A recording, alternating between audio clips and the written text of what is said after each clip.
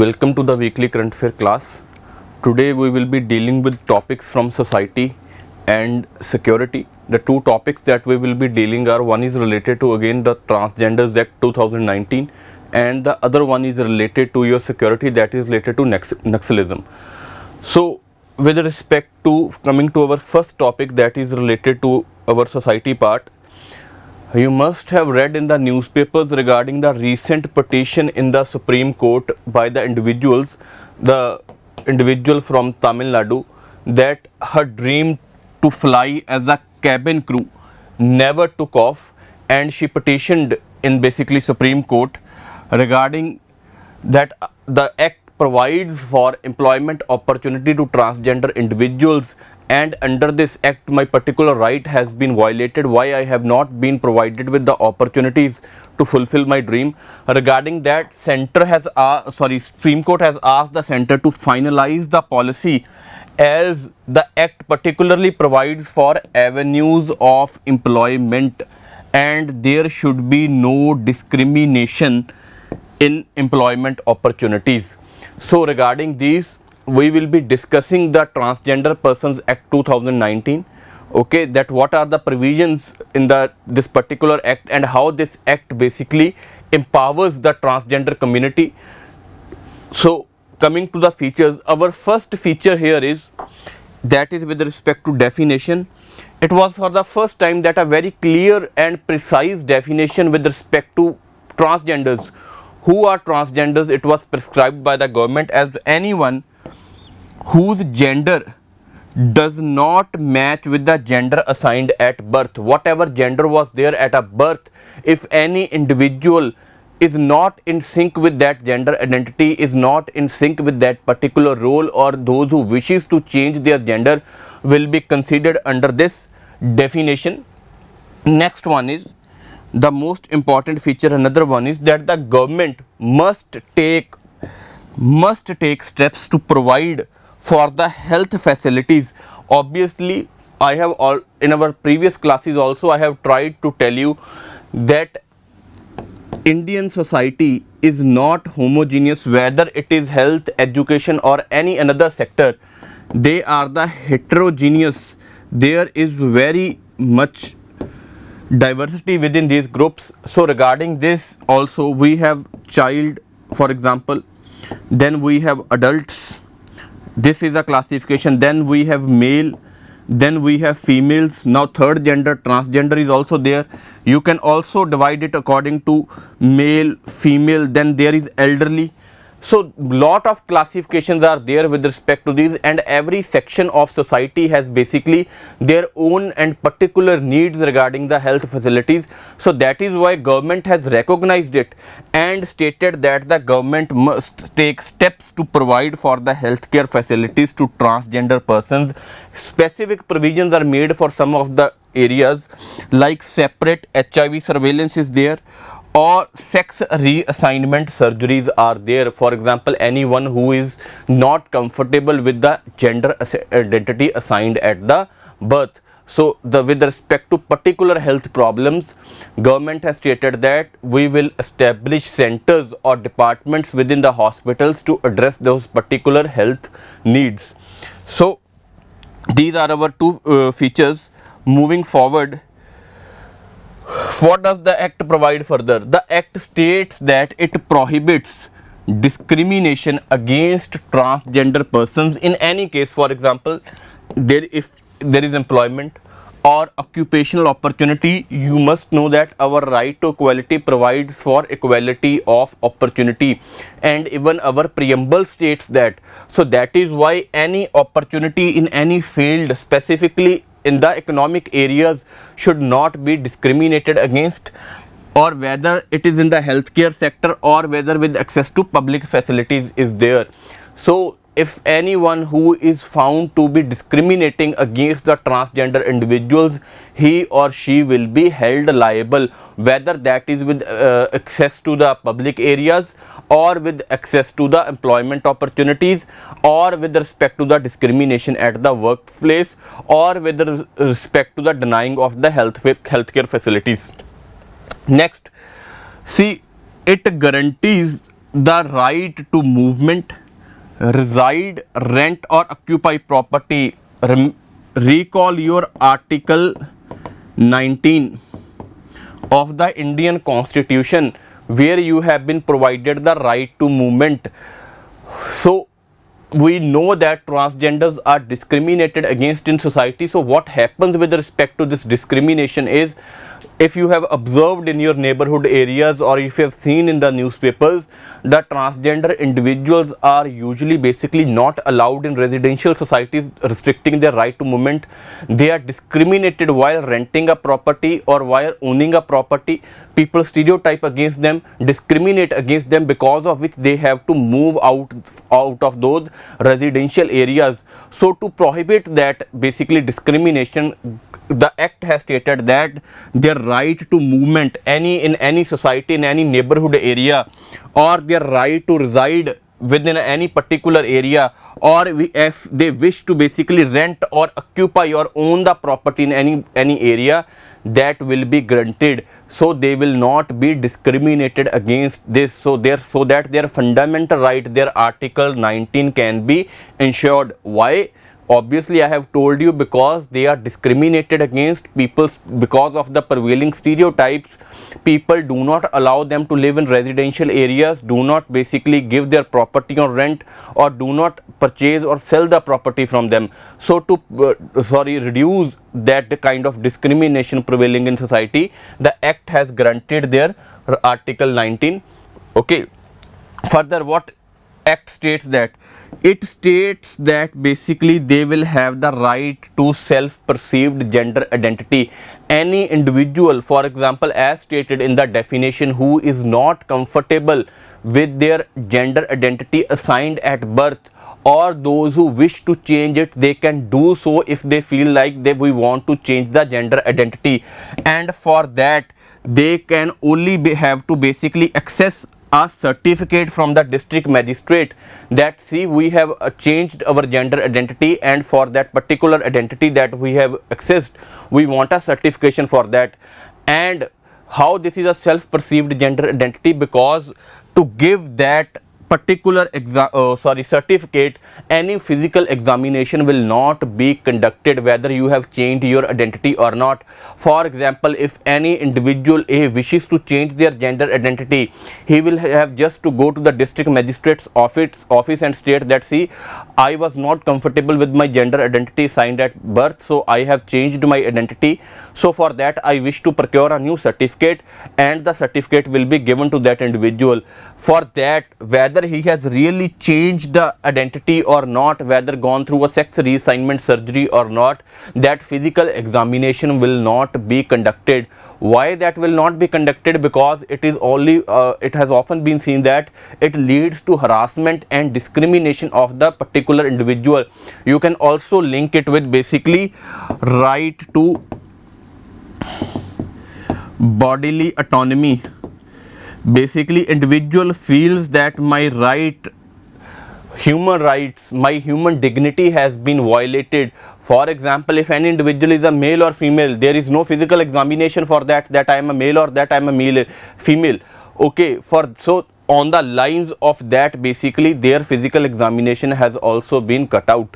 Next point. See, it states that no government entity or a private entity can discriminate against transgender persons in employment persons. For example, if any individual, while filling out a form for any service, whether in a government or private, states his or her identity as a third gender, so on the basis of that identity, any government or private company cannot discriminate that we will not hire a transgender individuals. If they have a qualification, if they fulfill the qualification criteria, they have the required necessary educational skills, they will be hired and they will not be discriminated only because of their identity. Next one is the compliance officer. So what does it do is, every establishment, obviously whether it is private or whether it is a government, has been mandated to designate a person as a compliance officer to handle complaints. For example, I have already told you in this discrimination point that many individuals face discrimination at workplace. So what happens is, to reduce that discrimination, to properly redress their grievances, government has stated that every establishment needs to have a compliance officer who will look into the complaints filed by the transgender individuals regarding discrimination or ongoing harassment at the workplace. So what are the features that we have discussed? First of all, government intends to reduce the discrimination. That discrimination might be prevalent in the gender or the government or the private identity. Further, to reduce that, government intends to basically appoint a compliance officer. And next one, basically to reduce the discrimination, government aims to secure Article 19 of the Constitution. And last one of all, they have a right to self-perceived gender identity and only have a certificate issued from a DM's office without undergoing any physical examination. Moving forward, what does the other features of the act basically? Next one is a transgender protection cell. Transgender protection cell, basically every state government will undergo or basically will set up a protection cell to empower the transgender individuals under the district magistrate and Director General of Police to monitor any offences against the transgender persons. They will be reviewing basically what kind of offences are committed against the transgender individuals, whether they are safe in society or not. For that, basically a cell has been established under supervision of DGP of the police and in every district under the district magistrate. Next one, it aims to establish basically National Council for Transgender Persons. It can also be asked within your prelims exams that who is the chairman or basically the authority with respect to this particular council. See, the Union Minister for Social Justice is the chairman for this, and Minister of State for Social Justice will be the vice person. What this council intends to do? Obviously, this council intends to see whether the policies, particular schemes or the act that is in place, whether they are able to fulfill their desired objective or not, whether they are having any progress with respect to the empowerment of transgender individuals or not. So, and next one is basically it recognizes some explicit offences that are committed against the transgender individuals. For example, forced or bonded labor, okay, that is a labor without any pay. Then denial or use of public places. If you remove from household or village any transgender persons, physical violence, sexual violence, verbal, emotional or any economic abuse, if any individual is found to be committing these offences, he or she will be held liable. Obviously, we have discussed all these are the practices of discrimination that are prevailing against the transgender individuals. What are they? Bonded labor, then denial of public places, or right to residence. We have already discussed that they are removed from household or villages, and then is a physical violence because of their identity. Then there is a sexual violence, verbal, emotional or economic abuse, that is a denial of economic opportunities or discrimination at a workplace. So these are the particular features that are there of the act. Now we will be discussing what are the particular issues that are prevalent with respect to the act, okay, or why this act has not been able to do as much as it was desired to do. First of all is, see, the act does not guarantee reservation to transgender persons. It states that there should be no discrimination against the individuals, but it is short of providing some affirmative action or some concrete action so that they can be economically empowered. It does not provide as such reservation. First, next thing is, it does not actually provide for self gender recognition, as at the end of the day an individual has to get a certificate issued by district magistrate okay, regarding a gender identity. No doubt it has stated that we will be basically not going for a physical examination, but at the end of the day you have to get a certificate regarding your gender identity from the district magistrate's office. So as such it is no proper or absolute self gender recognition, so therefore it violates the right to self gender identity. Next one is, the act does not say anything about recognizing transgenders as socially and educationally backward under article 15.4 and 16.4 of the constitution. In your polity classes you must have discussed about the reservation that has been provided under these two articles in the category of socially and educationally backward.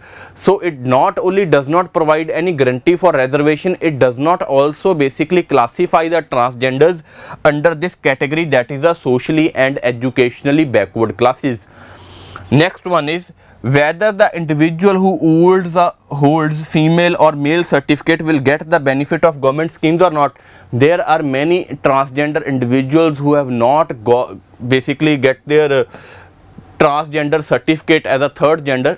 So the individuals who does not have that third gender identity certificate, whether they will be able to access the government schemes or not, that has not been explicitly basically told anything about in the act. And last one is, the act does not deal with the issues of marriage, property rights, adoption and other social security benefits to empower the transgenders. What is the status, whether two transgender individuals can marry, if they can marry, whether they can adopt a child, okay, what about their property and ownership rights regarding within the family, and what will be the social security benefits that will be provided by the government to transgender individuals. So act also does not explicitly provide any clarity about these things also. So these are the issues that are prevalent with respect to the act. Moving forward, way forward, what are you supposed to write if the paper asks you about what should be done or what should be the way forward regarding these areas? So what you will be writing is, you will be writing that at 3 levels we can basically make a change to improve the positions of the transgender individuals. First of all is the government, second one is the employers who are hiring them, and third one is the workers organization. See what can be done with respect to government. Government can provide legal, policy and social framework for work free of discrimination. Government can basically strengthen the acts, okay, cut off the loopholes that are prevailing within the acts, make a good policy framework regarding social security benefits, social framework regarding how can they not be discriminated, or what are the particular offences that an individual will be held liable against if you are found to be discriminating against transgender individuals, so they can live in an environment that is free of discrimination. That is a government that can do. Next one is the employers. What can employers do? The individuals who are working in the places, that is, they can ensure a safe and welcoming workplace.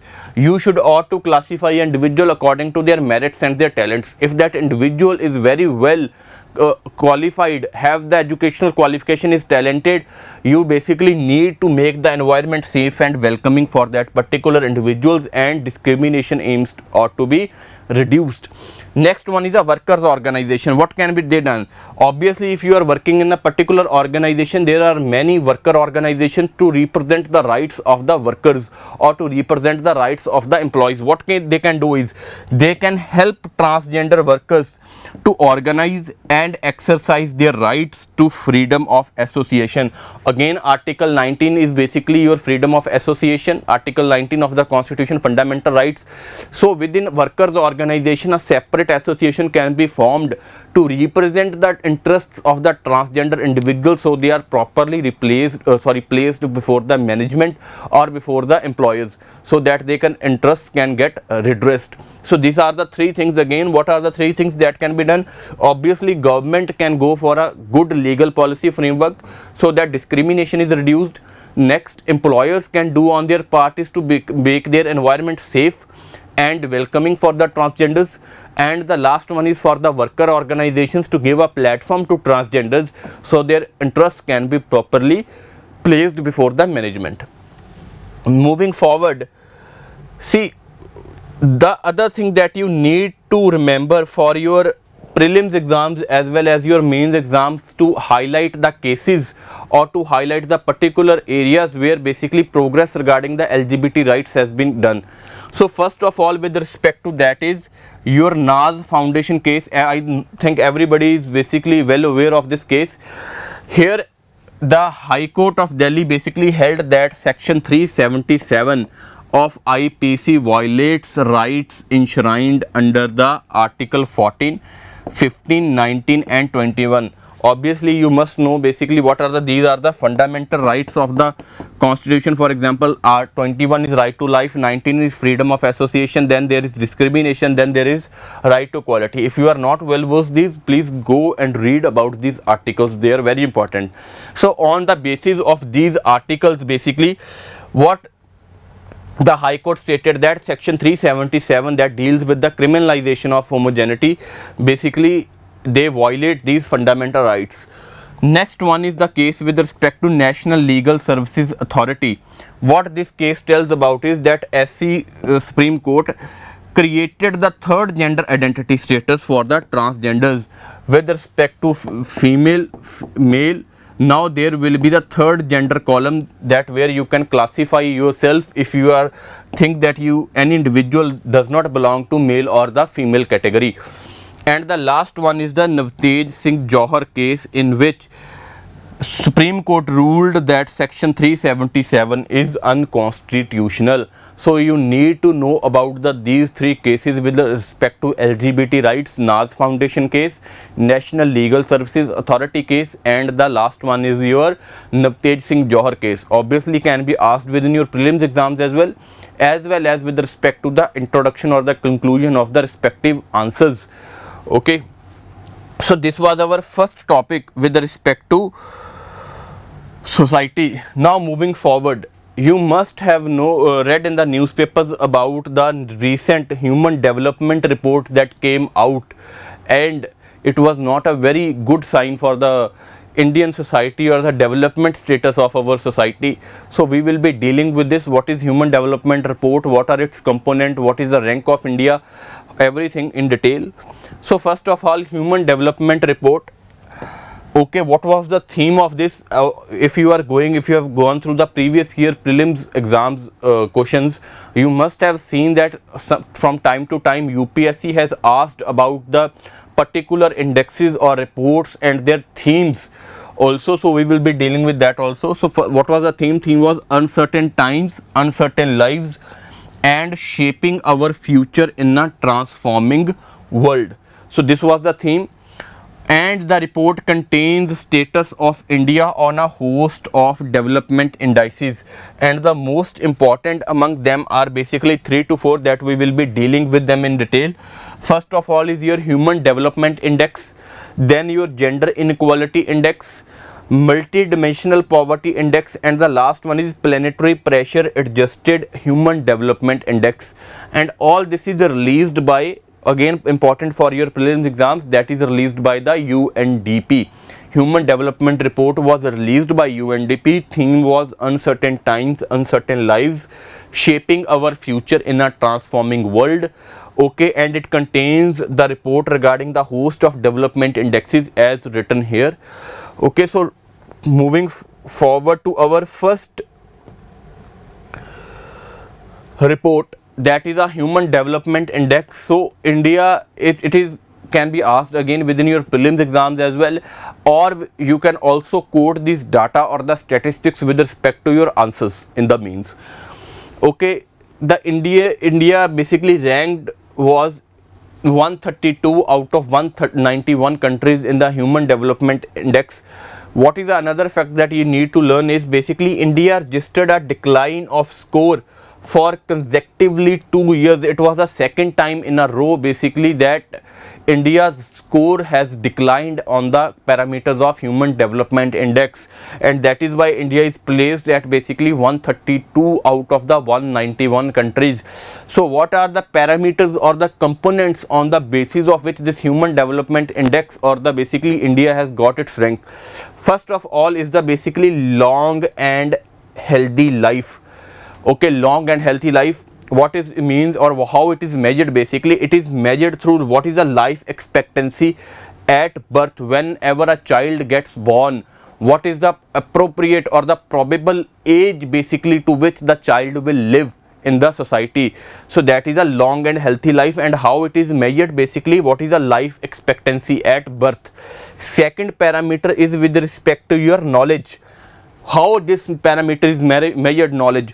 What are the expected and mean years of schooling? How much years a child is expected to spend in school, or basically how much years child has spent in the school.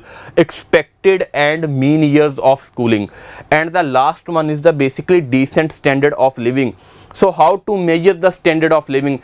It is measured through the GNI index, that is through the PPP terms. Okay, you must have studied in your economic classes what is the GNI index. So what are the components of this index? First of all is a long and healthy life, measured through life expectancy at birth. Then is a knowledge, what are the expected and mean years of schooling of a particular child. Then is a standard of living, that is measured through the GNI index, basically which is measured through the purchasing power parity.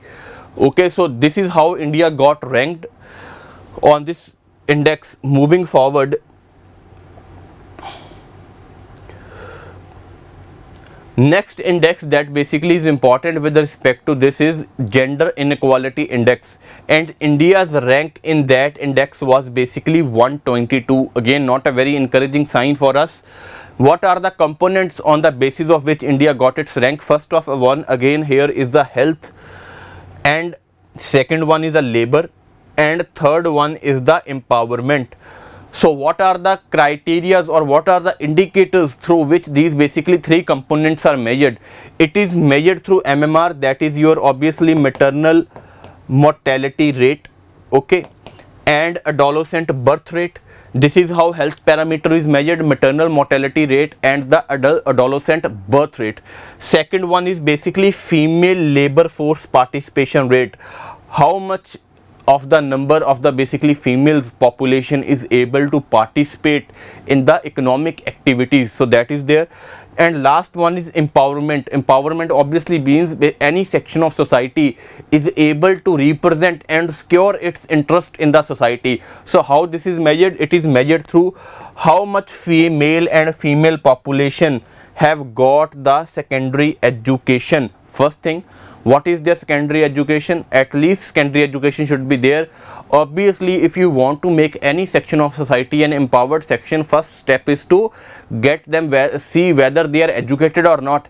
If they will be educated, then only they will be aware about their interest, what are the government policies, what are the government schemes regarding us, or what are the particular rights or the protection that the constitution has granted us. So for that we see basically the level of education that the female has, and at least they should have, again it is at least, not at most, at least secondary education. And next one is the share of parliamentary seats, whether they are able to represent or secure their grievances before the parliament or before the appropriate authorities. And for that basically we see what is the share of the parliamentary seats of both the sections, male as well as the female as well. So on these parameters basically India got the rank, that is 122. Health, labor, employment. And how this is measured? Maternal mortality rate, adolescent birth rate, then there is female labor force participation rate, and last one is, here two things are there, one is education and another one is the political representation. So this was our second index. Moving forward, see next one, again very important index, that is a multidimensional poverty index.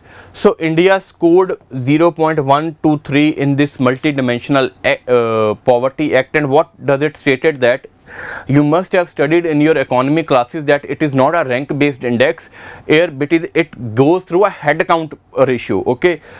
So it stated that 27.9% of our population is multidimensionally poor.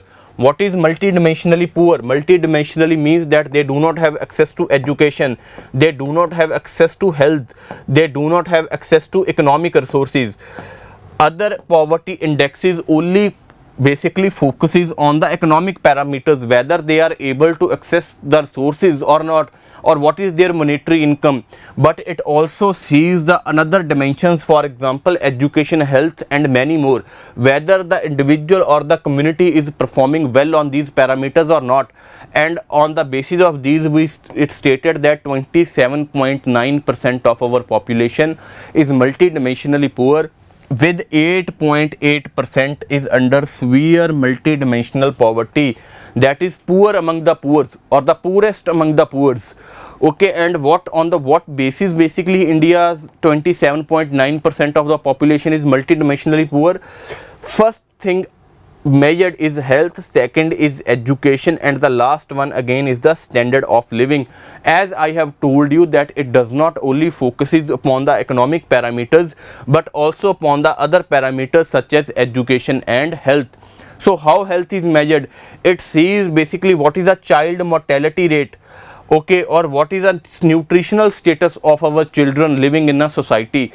Okay, next one, education, how much school attendance of the children is there, whether they are able to whether they are able to regularly attend their schools or not, or they are missing, or the high dropout rate is there or not. How many number of years basically the child spent in the school. Education again is measured through whether child is able to regularly attend the school or not, and how many years a child is able to spend in the school. And standard of living, earlier in our index how standard of living was measured, it was measured through the PPP terms, but here that criteria is not there.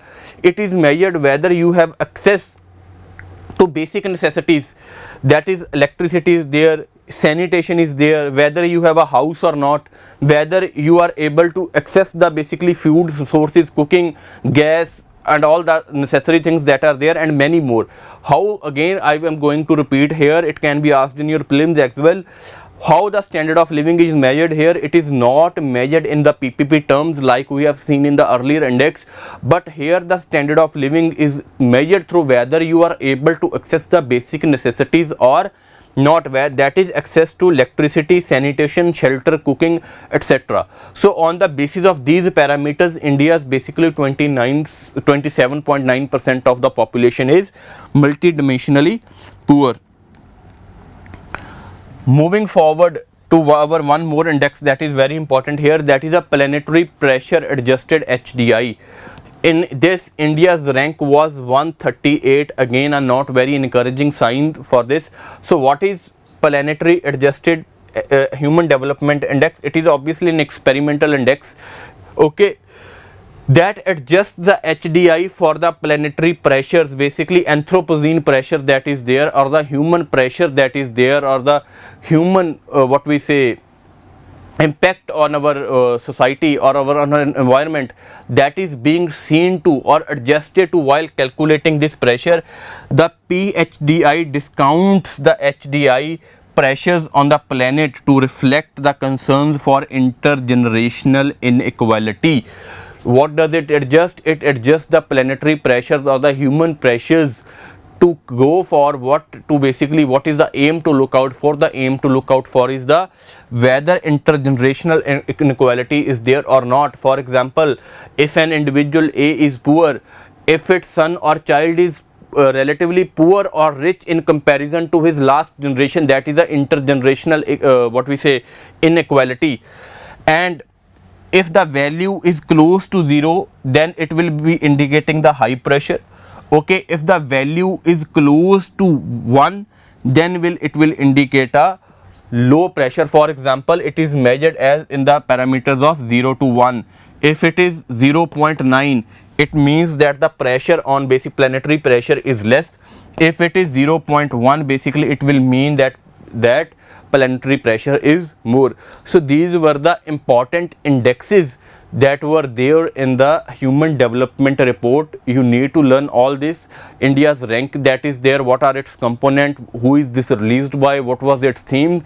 It is important for your prelims, as well as you can quote these statistics in your answers, main answers as well. Okay, so moving forward to our next topic, that is society. You must have seen in the Hindu newspaper, that short column with respect to Naxalism that was there. Okay, we will be dealing with that, basically what is Naxalism and what are the government initiatives to reduce this threat of Naxalism. See, Naxalism is a far left violent movement, okay, which is based upon the ideologies of Karl Marx. What does Karl Marx state? Karl Marx states that in a capitalist society, poor are exploited and are not given their adequate due in the society. So to improve their situation, what poor has to do is they have to go through a period of revolution, and for that basically they will have to unite. And what the revolution will do? Revolution will basically be overthrowing the state which is working for the elite people in society, which is working for the owners in society, and by overthrowing that state, a new system will be set up in place which will work for the welfare of the poor people. Again, I am repeating that. What is the ideology of Karl Marx? Karl Marx states that the present society, capitalist society that is there, it is exploitative in nature. It works for the elite people or the rich people. Every institution in the society, whether it is state, whether it is a private, or whether it is religion, whether it is law, anything that is there, it is working for the welfare of the rich people and ensures that how rich people basically can keep their place or can ensure their dominance in the society. If the poor people are to change their prospects, if the poor people do not want to remain exploited in society, they will have to conduct a revolution, and by conducting a revolution they will overthrow the state which works for the rich people, and in its place a new state will be placed that will be working for the poor people or work for the welfare of poor people. So Naxalism is also based on that ideology. That is why we have written in the definition that it is a far left violent movement. Left means leftist ideology, the ideology that is associated with the Karl Marx, okay, which aims to overthrow the government of India through people's war. People's war here is a revolution. Okay, how basically this Naxalism started? It started in the Naxalbari area of the West Bengal in 1967. In the aftermath of the poor land reforms, you must have studied in your classes that after independence, India went for land reforms to go for the equal redistribution of the lands from the zamindars to the poor people who were landless, so that basically their economic well-being can be ensured. But what happened was that there was a state political as well as money lenders or the zamindars nexus, due to which poor people were actually not able to access the benefits of the land reforms.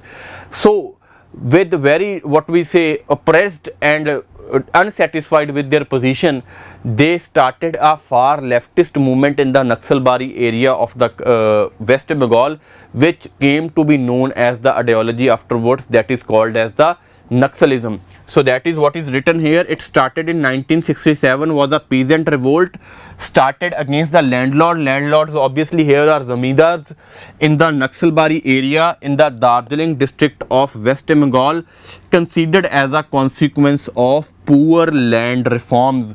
So they stated that even after independence, if we are not able to secure our rights, so what we need to do is we need to overthrow the state, and in its place we need to set up a new system that works for the benefit of poor. And the tools to overthrow the state was the violent means or the use of force.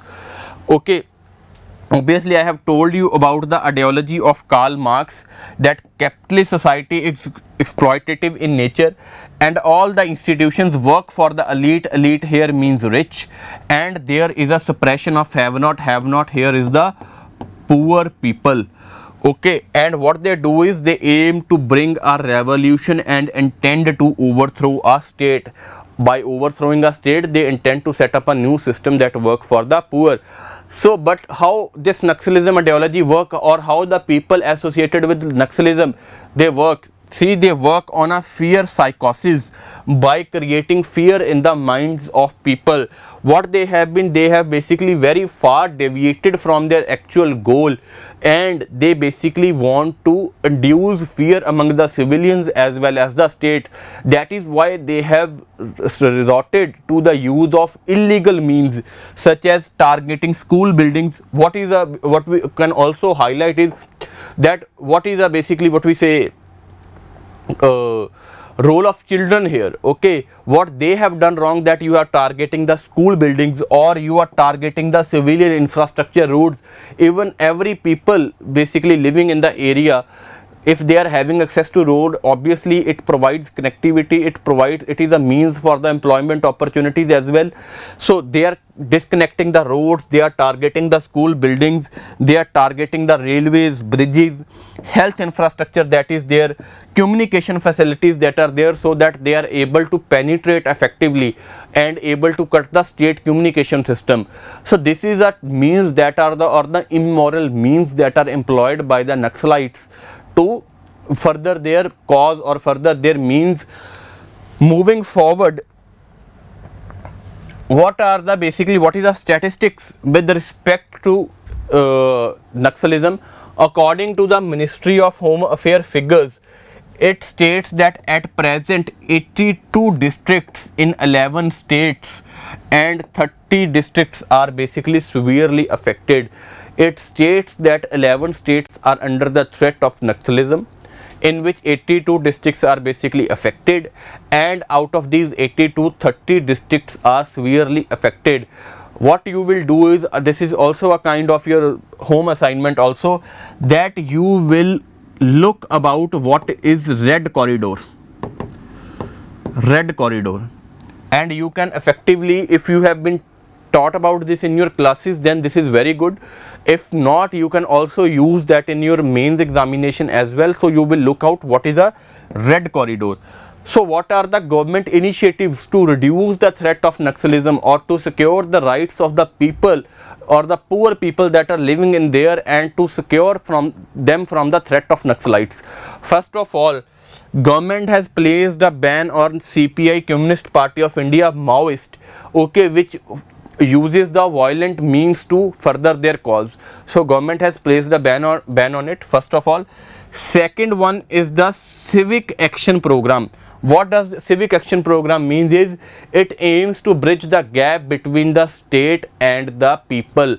It aims to clear the misunderstandings or the mistrust that is prevailing between the both of them, so that people can be ensured that state as well as the police forces are working for their benefit only, they are working for their welfare. So that is, it aims to bridge the gap between security forces and local people through personal interaction. Under this scheme, funds are released for CAPF or the deployed forces in the left wing extremism area for conducting various civic activities for the welfare of the people, so that basically mistrust or the misunderstanding that is prevalent among the people and the state, this can be cleared. Second thing, that is a special central assistance. What does it focus on? Its focus is to fill the critical gaps in the public infrastructure. What is public infrastructure? Fill the critical gaps in the public infrastructure and services like water supply, sanitation, then roads are there, then electricity is there. These type of basic necessities that can be ensured to people, so that people can themselves see that state is working for us. Okay, next one is a road connectivity project. Obviously, road connectivity is a major issue with respect to the rural areas. That is why you should see the magnitude of connectivities that government even launched a road, that is a PM Gram Sadak Yojana, okay, with respect to the road connectivity. Why this has been introduced? See, road connectivity provides for the employment opportunities. Agriculture produce can be transported to the local by urban areas, where they can sell their produce at a higher rates and get can get economic opportunities. Further, people can migrate to the urban areas also to secure their livelihood. That is why rural connectivity is very much important. So what does this scheme do is, it aims to further improve the road connectivity in 44 districts of the, what we say, left wing extremism affected states. Where the left wing extremism is high, I have already told you that what they focus on is, they focus on cutting the communication of the state with the people living in these areas, destroying the roads, disbanding the mobile towers. So government aims to counter this and provides the road connectivity. Next one is, you must have all heard about the aspirational district schemes, the areas that are socio and economic backward in respect to other states or the other districts of the country. All over India, pan India, this scheme has been introduced. The areas which are lagging behind in socio-economic indicators will be selected, and a ranking will be placed among them, which are performing best or which are performing poor, so that the lagging areas or the social backwardness or the economic backwardness can be cured. So what this scheme has been extended to the left wing extremism areas also. The districts lagging in socio-economic indicators will be identified and developed. The areas which are lagging behind in socio-economic indicators will be selected from these areas, and the focus will be to empower the areas or to improve the infrastructure of the area, so that basically basic infrastructure facilities can be developed there. What are the basic schemes that we have done here? First of all is a ban on CPI, then is a civic action program to reduce the mistrust and miscommunication between the people and the state. Second one is a special central assistance to fill the critical gaps in the public infrastructure. I have told you about public infrastructure, that is roads, electricity and all that things. Then is a road connectivity project, basically so that government can go deep in the hinterland areas and provide basic facilities, and the people can also contribute to the rural economy by enhancing their incomes by marketing their produce. And last one here is the aspirational district scheme that we have just now discussed. What the another scheme is, basically see, that one is the mobile tower project. I have already told you that Naxalites, basically that Naxalite groups, they go for disbanding the mobile towers or the road connectivity project, so that people living in the areas, left wing extremist affected areas, can be cut off. So government aims to counter this. How? By improving the mobile connectivity in these areas, and government has approved installations of mobile towers in these areas. Next scheme is with respect to skill development and education. Government wants to improve access to education and further make it affordable. If there will be access to education, second one, it will be affordable, people will be able to have appropriate skills so that they can be employed in the market, and the people living in these areas can also get access to the employment opportunities prevailing in the market. When the people will be employed, when the people will see the benefits of development, so they will basically by themselves will be cutting themselves off from the Naxalite ideology or the left wing extremist ideology. For skill development alone also, government has started many initiatives, like you all know, Skill India is there, or Pradhan Mantri Kaushal Vikas Yojana is there. Under these schemes, basically, or with respect to education, you must have studied about the Ekalavya schools that are there, okay, or Kendri Vidalyas that are there. Government aims to promote these schools in the particular areas, so that the children can get education, affordable education, and get themselves skilled and get the benefit of the employment opportunities. As well as the adult individuals, government has started specific skilling programs with which they can skill themselves and get the basically benefit of employment opportunities. What is the basically another scheme that is prevalent here? That is the Samadhan strategy. That must have been told to you in your classes. It is a one-stop solution for the left-wing problems. It is a strategy that focuses both on the short-term as well as the long-term goals to eradicate the left wing extremism. Samadhan is a basically mnemonic, and what does it means? It is a smart leadership, that we will be providing a good leadership to lead the operations. Next one, aggressive strategy to counter the Naxalites. Okay, next one is motivation and strategy. Next one, actionable intelligence. If the government gets a whip of that any Naxalite group is active or it's about to attack the what we say any public infrastructure or any area, the government will act on it. Then it is a dashboard based key performance indicators. A dashboard will be established where basically government will track the progress of the various schemes or the initiatives taken under this strategy to reduce the basically impact of left wing ideology.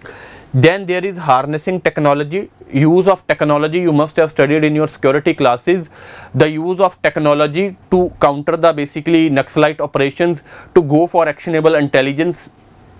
Then action plan for each theatre. We have seen that Naxalism is prevalent in the various states and districts of the country. So there will be a no uniform as such approach. According to the each theatre, according to the needs or the demands of a particular area, strategy will be devised so that it is properly adopted in that area. And last one is no access to funding. Basically government intends to reduce the funding of the Naxalite group so that they are not able to operate within the various areas of the country. So that is a Samadhan strategy. Again, this is a mnemonic, you have to learn about it. This can also be used within your mains exam. So this was all from my side, what I have told you about. And go and read about the red corridor. What is a red corridor? And you can use, if the question comes, what are the government initiatives to stop the threat of Naxalism, then you will be mentioning all these particular schemes as well as the statistics that have been told to you. So this will be all from my side.